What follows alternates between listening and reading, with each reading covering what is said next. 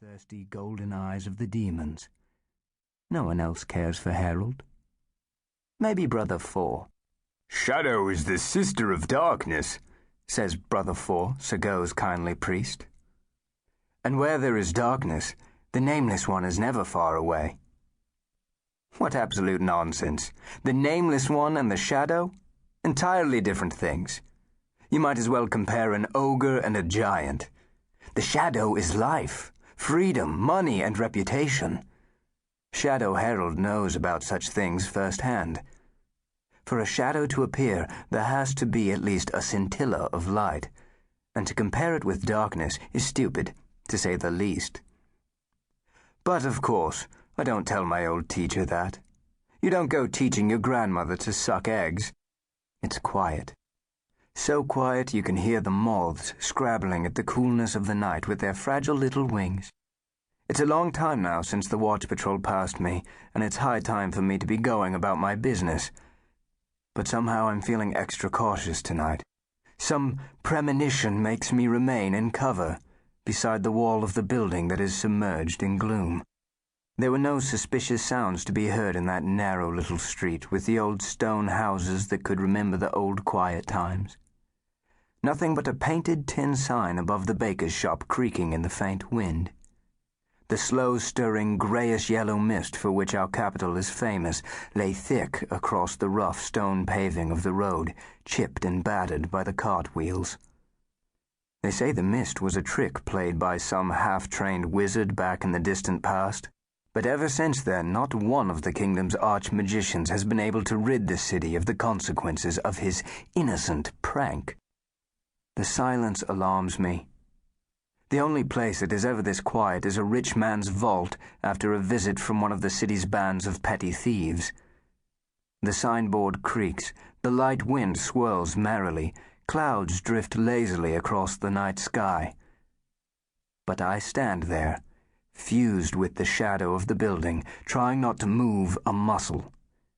My intuition and my experience of life compel me to listen to the night silence of the city. No street, not even the most deserted, could be as dead as this. There should be sounds in the night. Rats rustling in the garbage.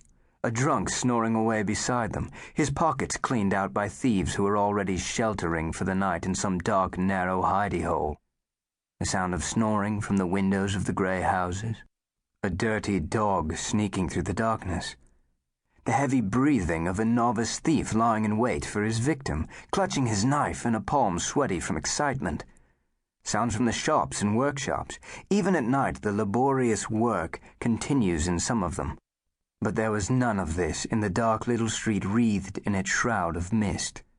There was nothing but silence, gloom, and a thickening atmosphere of danger. The carefree, roistering wind ruffled my hair affectionately, but I didn't dare raise my hood. Some insistent hand seemed to hold me back. Sago, what is happening on this quiet little street of artisans? In answer to my prayer, the glorious God of all thieves seemed to make my hearing keener. Footsteps. Hasty footsteps that even the creeping yellow-gray froth of the mist had failed to deaden. In a recess in the wall of the house opposite, I spotted a momentary flicker in the darkness. Had someone else decided to hide here? I peered hard into the ink-black night. No, I'd imagined it. I was too much on edge, anticipating non-existent problems. I must be getting old. Meanwhile, the footsteps grew louder and louder. The sounds came from the street into which the municipal guard patrol had turned only a few minutes earlier. I froze and tried to merge even deeper into the shadow, while the phantom of danger circled indolently above my head.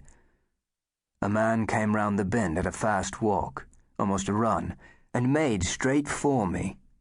He had to be a fool or a brave man to be roaming through the darkness alone. Most likely a fool. Brave men don't live long in our world. But then, neither do fools, unless they work as jesters for our glorious king. The stranger was coming closer, tall and well-dressed, even wealthy-looking, his hand resting on the hilt of a rather good sword. Once again, clouds crept